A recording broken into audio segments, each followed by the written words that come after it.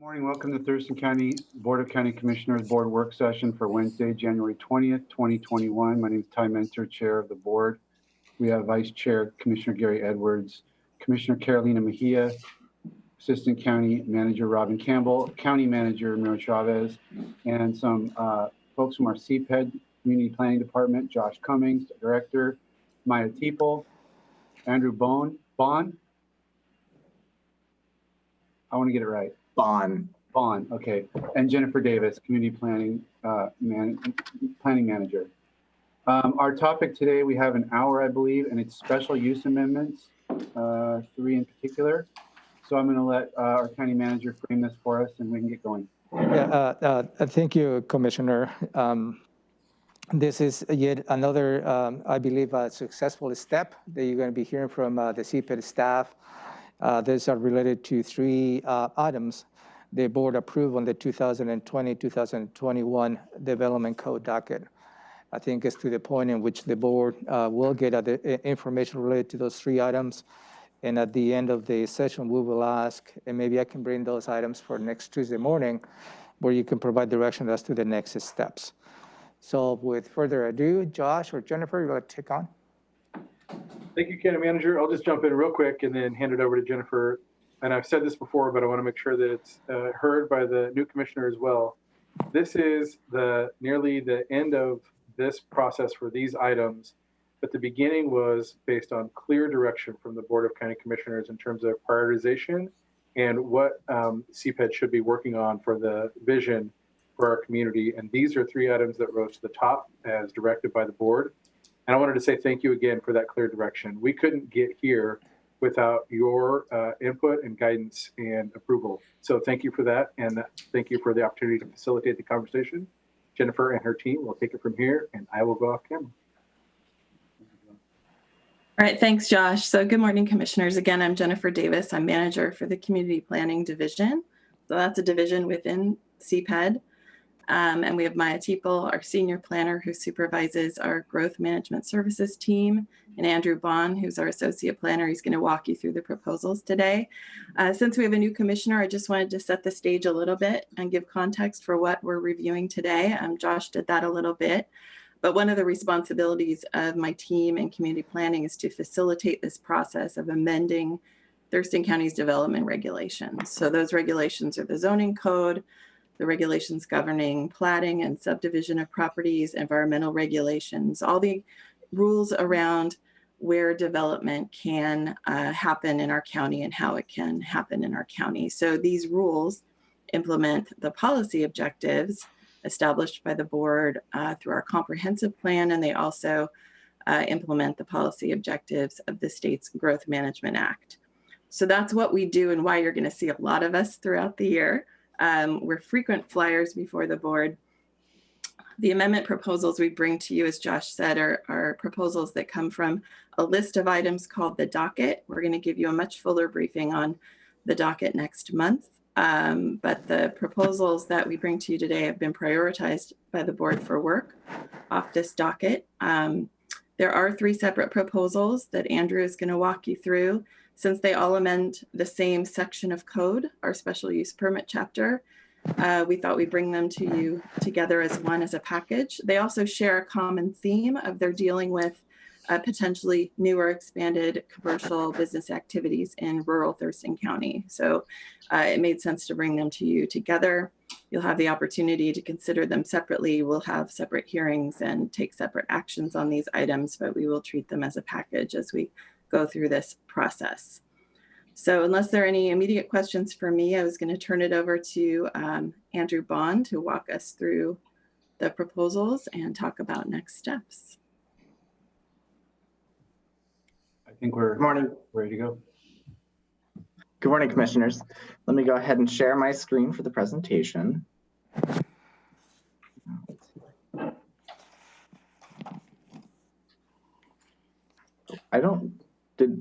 Oh, there it is. Sorry.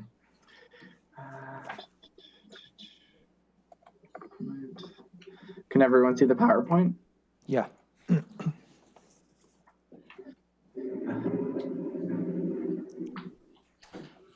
You're on. Go ahead.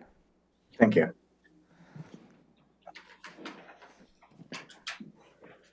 Good morning, Commissioners. My name is Andrew Bond, an Associate Planner with Community Planning.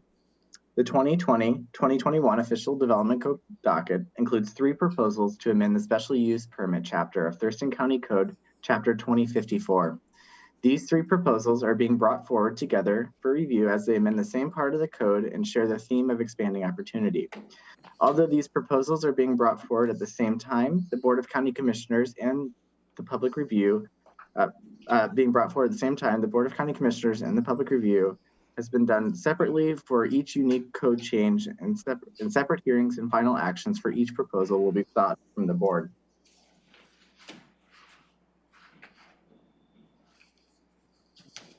Today, I will present an overview of each special use amendment, followed by the Planning Commission recommendation and public comments received thus far. What we hope to gain today is the direction from the board. The first special use amendment is daycare facilities. Daycare facilities is a priority project to increase access to daycare facilities throughout rural Thurston County. This is a legislative proposal to designed to meet requirements under the Growth Management Act. It is anticipated that removing barriers of these types of facilities may expand accessibility, decrease commute times, reduce cost due to competition, and potentially create jobs. There are 2 existing special uses related to childcare in 2054.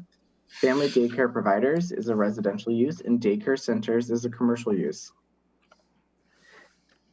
Daycare centers means an agency which regularly provides care for groups of children for periods of less than 24 hours. Daycare centers are the commercial use, which do not have limitations on the number of children located on the site. Part of this amendment is the proposed expansion of that use into the rural commercial center zoning district, arterial commercial zoning district, and highway commercial zoning district. The residential piece of childcare is family daycare providers, which means a child daycare provider who regularly provides child daycare for not more than 12 children in a provider's home and family living quarters. Part of this amendment also includes the expansion of this use within the Nisqually Agricultural District, the Long-Term Agricultural District, and Long-Term Forestry District. Alongside these expansions, there will be some additional amendments that reduce the overall burden on the requirements for commercial uses, as well as simplifying regulations and references.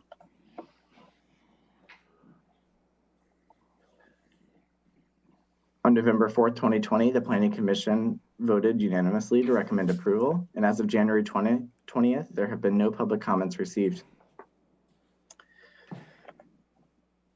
The second special use is the Resorts and Retreats Code Amendment. The BoCC prioritized the Development Code Docket item. CR1 is a citizen request from Cascade Camps. Sorry, the slide shifted. Cascade Camps and Conference Centers to increase the allowable size of resorts and retreat facilities permitted under the special use chapter.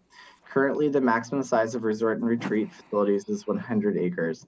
The proposed amendment would allow for resorts and retreats over 100 acres with additional requirements designed to protect rural character and adjacent properties.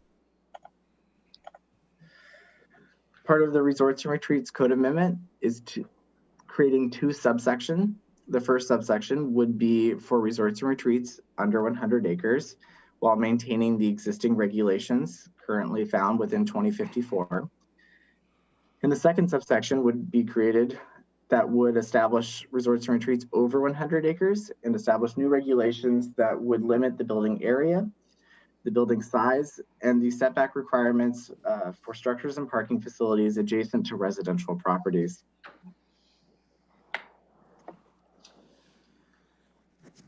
On November 18th, the Planning Commission voted to recommend approval, and as of January 20th, staff has received 4 public comments. The third and final special use amendment is commercial smokehouse. CR4 is a citizen request to permit commercial smokehouses as a special use in rural districts. The applicants are requesting this change because the Lake Johnson Smokehouse facility, established in 1983, was destroyed by fire in 2019. It is currently being rebuilt under the existing home-based business regulations. The zoning code does not currently define or permit commercial smokehouses as a special use. The proposed amendment would add this use to the special use chapter and create new standards and development regulations. As previously mentioned, a smokehouse can be permitted as a home-based business in a zoning district with the existing limitations of up to 4,000 square feet and no more than 2 employees. At the time of the fire, the Johnson Smokehouse facility operated 12,000 square feet and nearly 20 employees between their smokehouse and supporting retail outlet.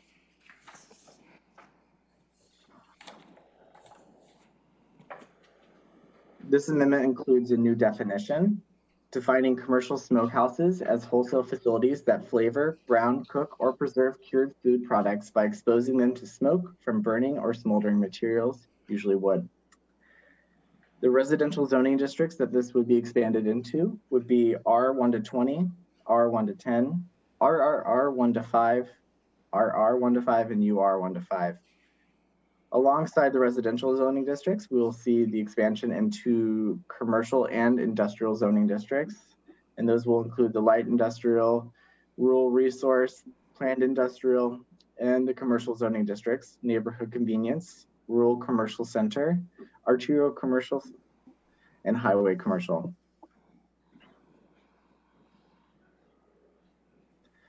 The standards that would be established for commercial smokehouses would include lot size minimums, maximum building sizes, hard surface and open space requirements, landscaping requirements, parking requirements, and limitations on signage and outside storage. The use would also allow a single family residential permitted as a secondary use on the site. On November 4th, 2020, the Planning Commission voted unanimously to recommend approval, and as of January 20th, there have been no public comments received. In conclusion, staff is requesting a direction from the board. Staff has provided 2 options for the board to consider. Option 1 would be to direct staff to submit 3 AS forms and begin scheduling the public hearing. And option 2 would be direct staff to establish a follow-up briefing to discuss the amendments further. Thank you. Thank you, Andrew. Is where we can ask you some questions? Okay, let's go back. Let's go proposal by proposal, if that's okay with my seatmates, starting with the daycare, and then we'll make sure the commissioner's questions are answered, and then we'll go to the resorts and et cetera. So let's start with daycare facilities. I don't know if the commissioners want the slides back up. I think I might, but questions from Commissioner Mejia. I have no questions at this time. Commissioner Edwards on daycare facilities. What type of comment did you get on that one? I don't have that right in front of me here. We received no public No comments, comments no. for Okay, that was daycare facilities. On the other one is, yeah. And then that takes care of my questions. Okay, can you go to slide 4, Andrew? Yeah, so I guess what I'm trying to get a sense of is you've listed out the proposed expansion into. So what is the current? I mean, there's a lot of, as one of the later slides showed, I think the smokehouse slide, there's a lot of categories of rural zoning. And what is this an expansion from? Let me go ahead and I can pull that up for you so that you guys can have the board can have a better direction of what we are looking at. Here it is. Okay. Can the board see the chart on the screen? I think so, yes.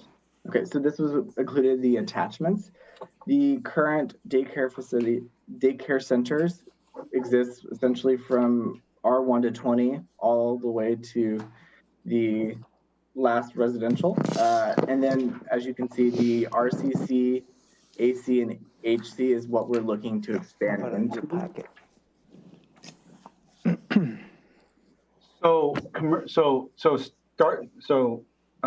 Sticking with the first category of commercial daycare centers, those were allowed in the residential areas, but not the commercial zones? Yes. I don't have the historical knowledge as to why it was never expanded into, but after further review and previous staff work, it was looked at, and these were appropriate expansion districts to expand into. Okay. At this time. That seems straightforward. What about the family provider version? So let's see if I can expand out a little bit so you can see a little bit better. More or less, the family daycare provider is almost permitted in every district. This would just be kind of closing that gap, and there were no perceived issues with this, and it is an exemption under state law to allow family daycare providers with in zoning districts, unless there is absolute reason why they shouldn't because of possible issues. But we, after further review and previous staff work, there were no foreseeable issues and or concerns with the zoning districts, and now we see the expansion into those with the proposal. So the only ads here are long-term ag, long-term forestry, and what is NA?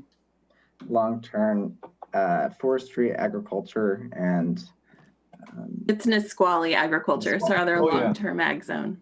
Yeah, okay. Okay, now, most of these items, if I remember correctly, most of these items come from a citizen request, right? So these are kind of like, these seem like small and kind of obvious expansions. Is there a citizen that wanted to fire up a daycare in a long-term ag district and our code didn't let them do it, so they made this request? Where is this coming from? this isn't tied to one specific applicant. This was, I believe, a request that was established a couple of years back to expand the access to daycare, not specifically from one person, but just I think from enough momentum. And so this is kind of, we're bringing this forward. And the other two are two different citizen requests that are very specific to their use. Right, no, I'm familiar with those. Okay, so this is more just like, hey, staff, go look for, we need more daycare, go look for places where it would be appropriate to allow it. And this is what you're kind of coming back with. It's not driven by a particular. Yeah, Commissioner Menser, I'd like to add in some clarity to that since I did all the docket research last year when we cleaned up some of these items. So there's two different types of childcare uses on the screen in front of you, daycare center and family daycare provider. A portion of this was initially citizen initiated, but this docket item kind of grew and became combined through board review to be a broader look at daycare centers.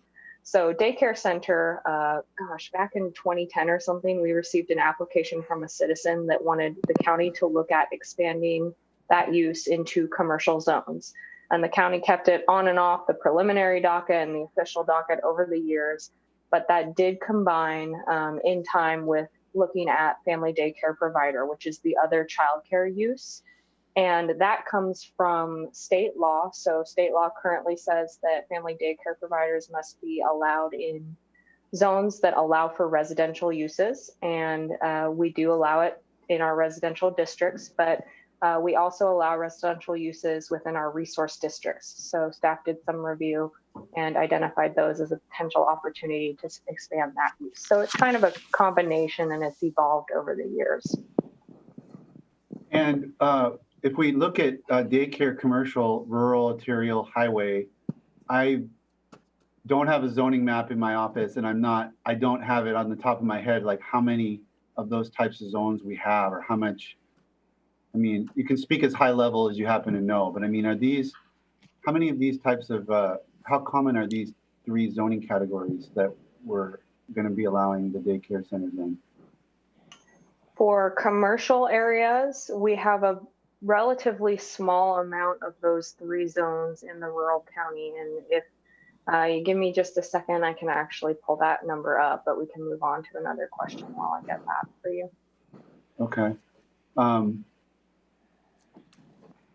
Okay, and I guess as far as Growth Management Act concerns, I mean, I'm sure that you vetted that in terms of, what we're allowed to do. I understand the family daycare provider piece. I guess I'm looking at the daycare centers. Obviously, if we're allowed to have these commercial zones in the rural area, then I can't imagine why you'd exclude daycares if you were allowing something else commercial. It doesn't seem to make much sense, I guess, unless the commercial zones are really very limited to certain types of activities. They don't want people driving kids there, but it's not exactly, it's not a well-formulated question, but I mean, it is, can somebody respond to that? I mean, this is all kosher with Growth Management Act requirements. It's kosher with Growth Management Act requirements. And the reason, though, I want to make sure that everyone remembers these are special use permits. So, and some are administrative and some need to go to a hearings examiner. But because these are uses that could impact neighboring properties, this is a rural area. So our objective is obviously to always be looking to maintain rural character, rural densities, site appropriate uses appropriately. So that's why these types of facilities are processed through our special use permits. So they get a pretty close look when they're under permit review by the county. It's not just a permitted use, go forth and build.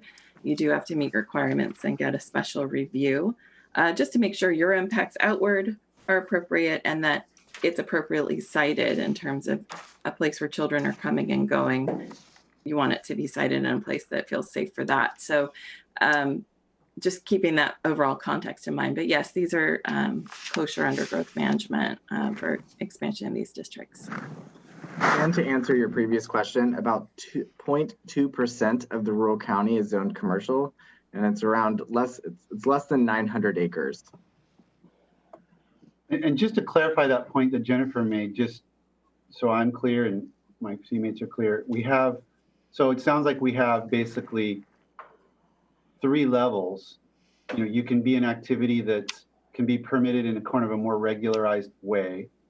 You can be identified as permissible, but subject to this special use process, which requires a more particularized review.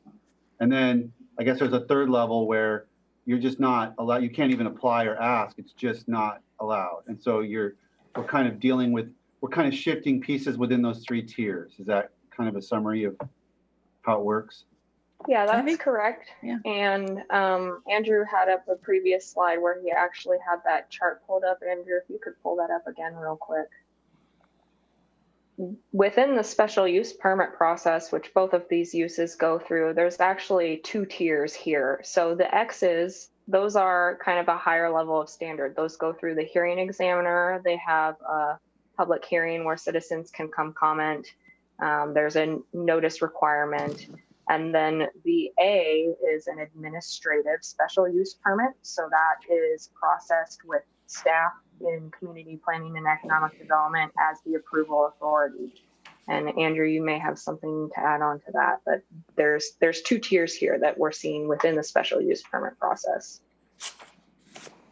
And a particular activity is designated to one of these levels or do they get into one of those levels by something particular about their proposal? Like if I'm a smokehouse, I'm in the hearing examiner category, period, versus the administrative category. That would be established by the board if they're based on recommendations from different factors. So if it's prone to having maybe more of an adverse impact, then it may go into it wouldn't go into the administrative approval. It's so that there's a more in-depth look at it with the hearing examiner. Okay, thank you. I asked a bunch of questions. Did my teammates had anything after kind of my... Yes, I have. Go ahead, we'll go County Manager and then Commissioner Edwards. Andrew, on your presentation, you stated this proposal reduce the overall burden as well as simplifying regulation. Could you elaborate on those 2 items, please? Yes. The part of the amendments included, besides the expansion into the new zoning districts, are kind of taking a look at the existing regulations within the special use chapter. I can actually scroll on down. And so part of the changes include just kind of simplifying the regulations. Currently, daycare centers are required to provide a traffic study. And after review with Public Works, it was determined that that was kind of an unnecessary burden being placed onto daycare centers. And then other parts is more, we're just kind of like cleaning up. Instead of duplicating regulations within the special use chapter, we are amending the existing regulations to reference chapters that are dedicated to that specific requirement. So parking and loading, landscaping requirements will all be referencing the actual landscaping chapter rather than duplicating the regulations in the special use section. Perfect, thank you. Commissioner Edwards.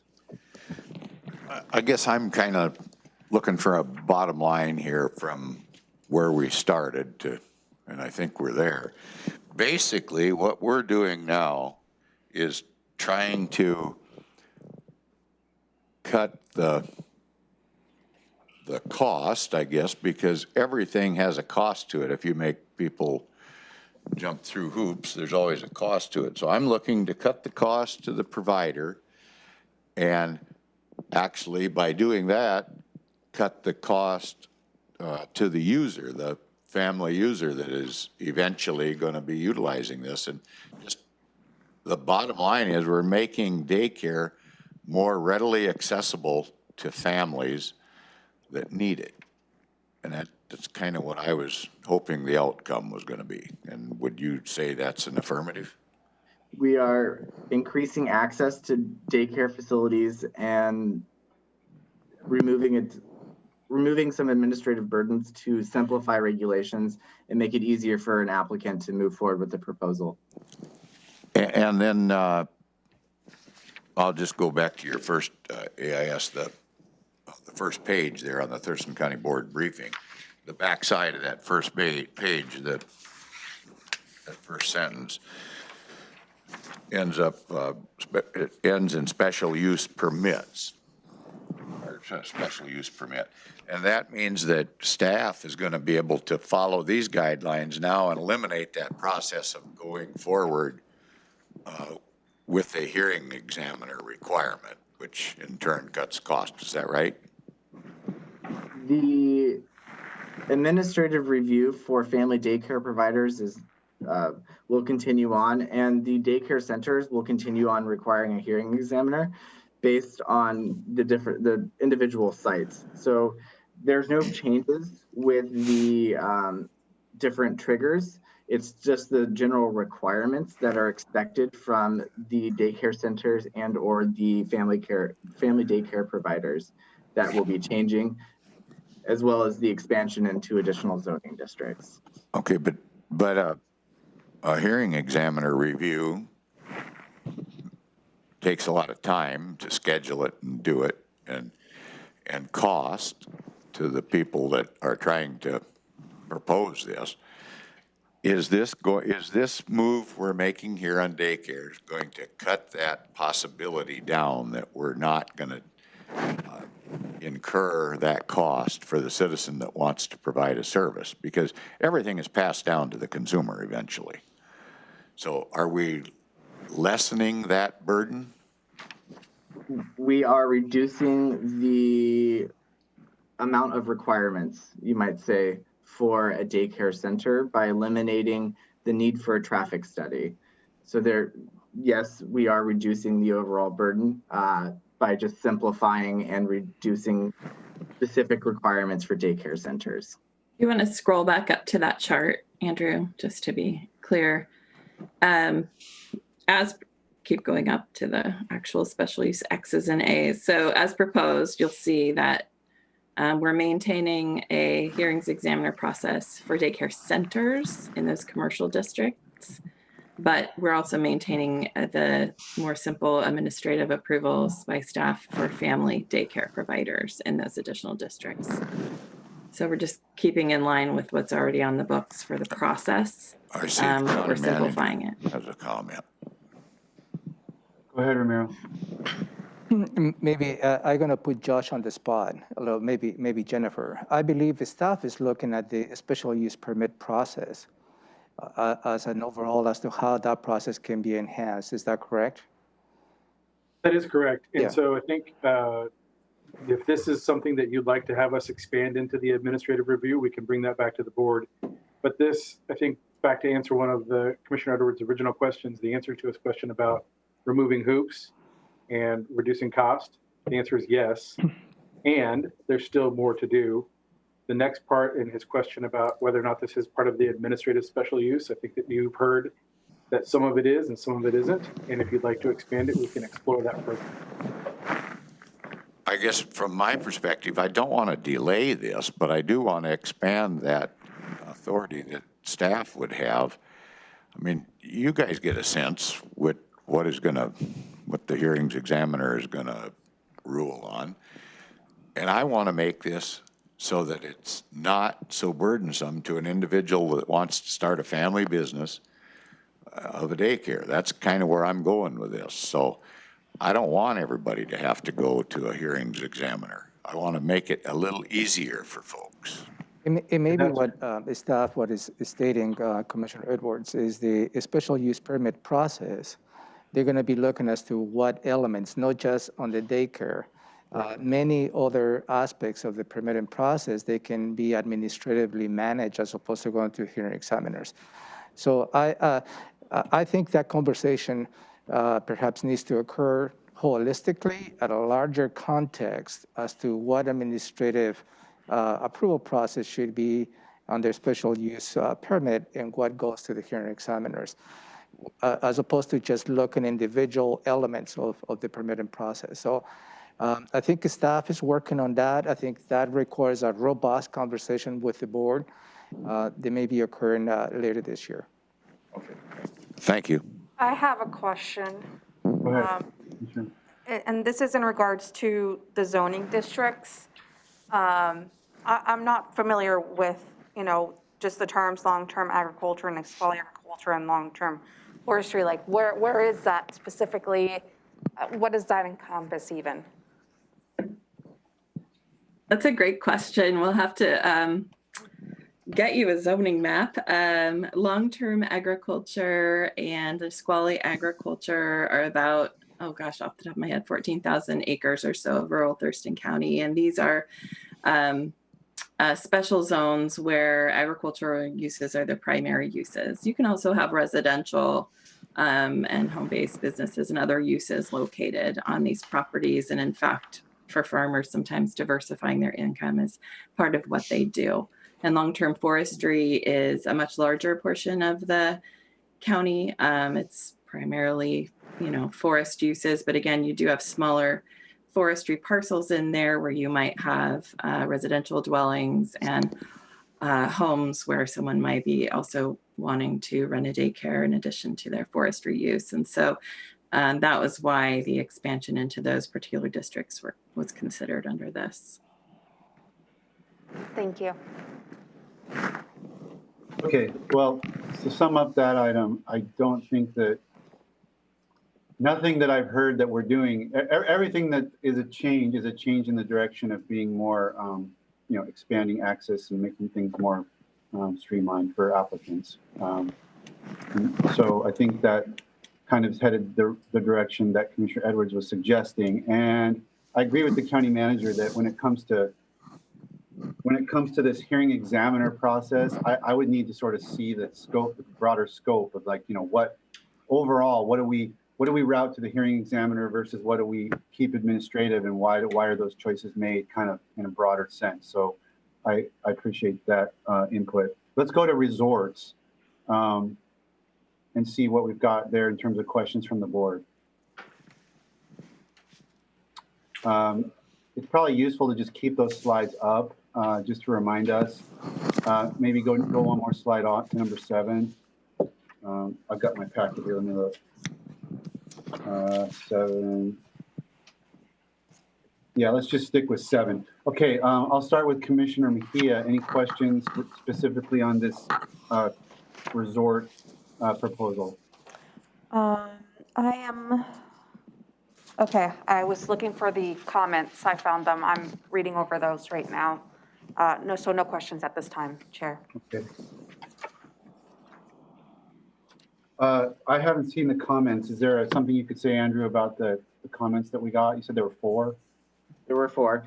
The first 2 were during the planning, the 4 were during the planning commission process. The first two comments received were from a citizen expressing concern over the setback from residential properties for parking facilities or resort and retreat buildings. Part of this process, we had a follow-up work session that staff provided additional options for the board to consider that would have expanded the setbacks to 500 feet or from right-of-ways. There were a few options for them to consider. They deliberated for quite some time, and then we also received public comment from an attorney that's associated with the Cascade Camps and Retreats facility, as well as their planning consultant, and expressing concerns and providing details as to why the proposed increased setbacks would not be conducive to their site. And more or less from that material and the public comments received, the Planning Commission decided that the existing regulations were necessary. So big picture. So you started at 100, somebody complained, and then a 500-foot option, but then there was pushback from the applicant, and the Planning Commission landed back at 100. Is that okay? Commissioner Edwards, questions for this on this item? No, I'm good. Thank you. Okay, I'm curious about okay, so we've got, Cascade is over 100 acres, I'm guessing, which is why we're going to have this new category.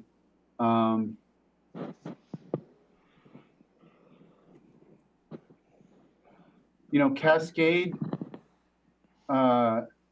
they presented what their plans were, and it to me like 2 years ago. And I don't exactly remember what it was. It was before they would, Commissioner Menzer, I believe this request goes back maybe to 2015, actually. They've been kind of in line for this for a while. So I guess my question is are the parameters that you've laid out for this new category of resort and retreat facilities over 100 acres, is it targeted at does it meet the requirements of this applicant? Is it a compromise in between what they wanted and what staff or what we used to have?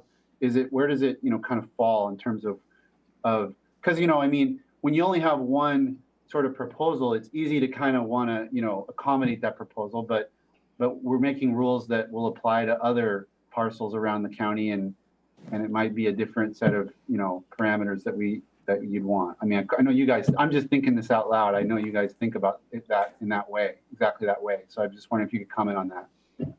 So the current regulations proposed in the ordinance were provided by the applicants, and staff ultimately reviewed each one to make sure it did align with all regulations, and more or less it does match the resorts and retreats under 100 acres. It's just been expanded so that it can encompass properties larger. So it's just duplicating the existing regulations, but increasing the overall size. And it was provided by the applicants and reviewed by staff. But you're right, Commissioner Menzer, whenever we receive a citizen application and they have their dream and their vision and they have one site in mind, we have to broaden that out and think of the broader public policy objectives. What does the comprehensive plan say? And that's why you see the kind of the look at the mitigating rules that would be added through special use. And it would be reviewed as a special use to make sure that the impacts to neighbors were right-sized. And the Planning Commission did have some deliberation, Andrew, about the setbacks. Is that correct? They did. There was concern that the 100-foot setback would not be adequate adjacent to residential properties, which led to staff providing additional options for the board, the planning commission to consider, which ultimately they didn't go with, and they landed with the original 100-foot setback. So we've got a huge area, like over 100 acres, obviously. I don't know how much over 100 acres. And sounds like their proposal is going to what, have a parking lot like 100 feet from a home? Is that where the concern was? It could be, there's no specific application, obviously, with this because it is just specific to Title 20, but it could be a building, it could be a parking lot. The applicants did state that they did plan on mitigating those concerns through landscaping, and they more or less aren't having a lot of buildings. It's not going to be a jam-packed site because they want to maintain the natural feels of their site. And so is 100 foot the setback in the other category of resorts less than 100 acres? yes, it is. Okay. And the planning commission voted 6-1. You said, was that the reason that one planning commissioner? I know we may not know why the planning commissioner voted the way they did, but was that kind of the nature of the concern? Why Yes, it was? Okay, it was about the setback. Okay, any questions? Other questions from my seatmates on this item? No, sir. All right, let's move then to item 3, which is smokehouses. Commissioner Edwards, anything on smokehouse amendment that you had a question on? Well, the only thing on slide 11, on the next to the last bullet point, I take it that's a typo or it's something I don't understand. A couple misspelled words there in the last 2 bullet points, but Yeah. adjacent street. I take Street? adjacent street, is that what that says? Street, yes, I'm sorry about that. Oh, that's And fine. I secondary. just thought there was it was something else. Thank you. That's all I had. Thank you for the eagle eye. Yeah. We need spell check on PowerPoint. Commissioner Mejia, anything on this? Yeah, so I would like a little bit more background on this. So is this a citizen request to, just reinstate the the original Johnson Smokehouse facility that was destroyed by the fire? But also includes home-based smokehouses? Can you give me a little bit more information on that? Yes. The home-based business is permitted currently. It would be classified as a home-based business, but it does have limitations on the size and number of employees. This proposal is creating a use that does not exist currently within Title 20. And so the previous Johnson Smokehouse existed, but it was not, it was legal non-conforming because it was not a business that had been established within Title 20. What this proposal does is create a new specific use dedicated to smokehouses that allows Johnson Smokehouse and any other smokehouse to establish an operation that where they can create smoked goods and sell them on site so long as they can comply with the regulations outlined for commercial smokehouses. Can I jump in real quick?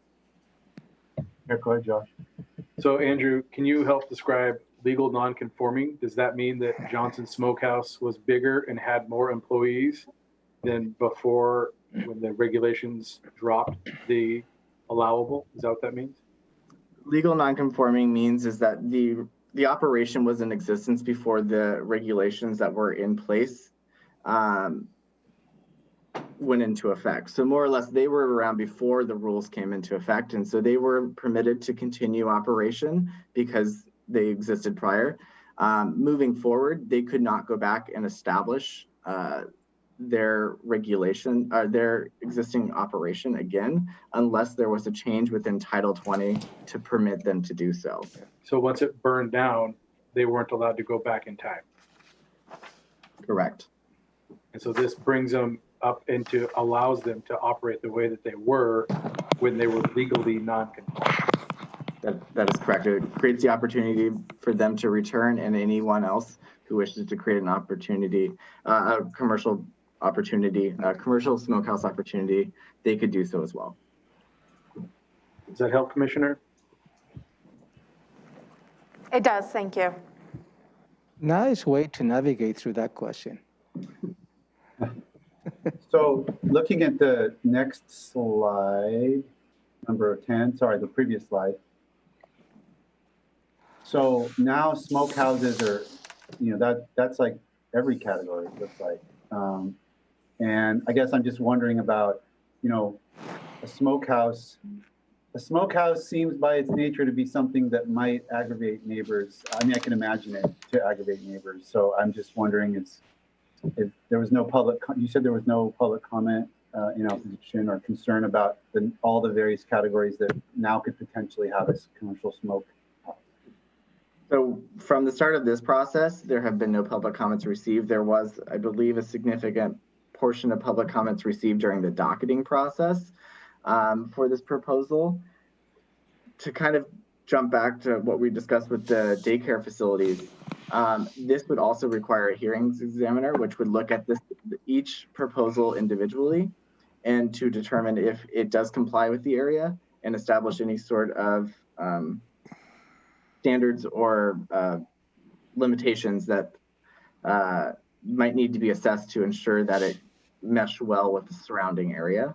And so that's kind of being addressed where anywhere within the county that it's currently being proposed to expand into. What zone is the Johnson Smokehouse in? RRR 1 to 5 currently, Okay. or was in RR 1 to 5. Okay, so that's actually the smallest zone, and it wasn't bothering anybody there, I guess, because they've been there for quite a while. Okay. Okay, and I guess, how many, there's always the argument of the, I guess there's always a slippery slope argument, so to speak, when you have a situation and then you carve out an exception, and I guess my question is, how many other, is there anything analogous that you can point to that we've done in terms of carving out a special type from the home-based business umbrella? Have we carved out other types of businesses and given them a special category like this, like the smokehouse proposal? Maya or Jennifer, do you have any knowledge of previous action done where kind of what Commissioner Menser described? Yeah, that's a good question. I think we could do a little more homework and come back to you with that perspective. I can't think of something. We do have several different types of business categories within our special use chapter. I can imagine through time this kind of thing occurred where someone wanted a new category that better fit their particular business, but I'd have to look into that a little bit more and give you that information. Yeah, Josh, go ahead. Sorry, Maya, if you had an example, go for it. I was going to say we have a very long list of special uses in our current county code. So since I've been here, we haven't created any new special uses, but that does not mean that it hasn't happened in the past. We have a long list of over 45 right now in our code, and we're happy to do that research and get back to you. I can think of an example that occurred recently, a little bit reverse, but the Evergreen rezone, so the zoning district for the Evergreen State College that was developed back in 2019 and adopted, that was a zone for universities to apply to that area and kind of developed new standards for that were more aligned with what they were currently doing already. So that was what I had to add. Josh, I'll pass it to you. So I just want to go back real quick and answer the first question. Andrew did relay that wherever this might occur again in the future, it will require hearings examiner. So to answer the question, Commissioner Menser, the neighbors where a future other smokehouse might occur will have an opportunity to provide their input and their concerns before that gets permitted. And then kind of going back when this is an application that we received, we had a conversation with the board, and maybe Commissioner Edwards will remember this as well, the concept of economic development and appropriate location throughout the county. And so we have had conversations about other places where economic development might occur, but this application came in as a specific use in the smokehouse, which is why we took that up. But we should be, that has been discussed by the commissioners in the past to take a more holistic look at where we could do these expanded regulations where it would be appropriate for economic development and businesses to occur. Okay, and then just my last question is, if, circling back to the beginning, the Johnson Smokehouse, if we did not create this category, they would be considered a home-based business, and they would have limitations on size and things that doesn't fit what they do. And that's the essence of the problem. They'd be, it wouldn't be that they couldn't operate in a particular zone, but they'd just be limited to, you know, a much smaller operation than what they need. That is correct. Okay, perfect. I think that's all I got. We've got 8 minutes left. Any final questions from commissioners? And I know you're going to want, I guess the question for us is whether or not we want to move forward with public hearings. Is that it, Ramiro? Yeah, Commissioner, maybe I can bring this item for next Tuesday morning for you to make a decision. I think there's a couple of outstanding requests. There's one to provide zoning maps. I believe one for you, Commissioner Mason, the other one for Commissioner Mejia, and follow up on the last question related to the items related to the special uses. So maybe that will give staff enough time to provide that information to the board members. And then we will ask you to make that, provide that direction next Tuesday. I'll just say Maya kind of answered my question. I mean, if there's 45 categories, that gives me a sense that this is not, you know, I want to, if I'm going to do something, I want to know kind of how far out on a limb we're going. Is it something that's never been done and going to open us to criticism? That doesn't seem to be the case. It seems like that there's been many multiple times where we've created a special, you know, a more targeted set of rules. So if it's easy to get that list and give it to me, great. She doesn't need to do a lot of legwork on it if it's more difficult to get that information. We can get you that list, and we can get you each a zoning map where you can peruse all of our zoning districts on your own time. And remember, we do have 3 public hearings that will be held for these items. So you will have the opportunity to get additional public input before you take a final action. Okay, I guess you clarified that for me, the question that I was going to have, Jennifer. So it requires 3 different public hearings. It's not one public hearing for the 3 items. Yeah, I think because they're separate citizen requests, I think it just keeps it cleaner that way. We can have them consecutively. Yeah. We can have them all starting at 3 p.m. or whatever. Great, okay. Okay, are we good to go then, Ramiro? Yes, sir. We'll bring this item next Tuesday morning.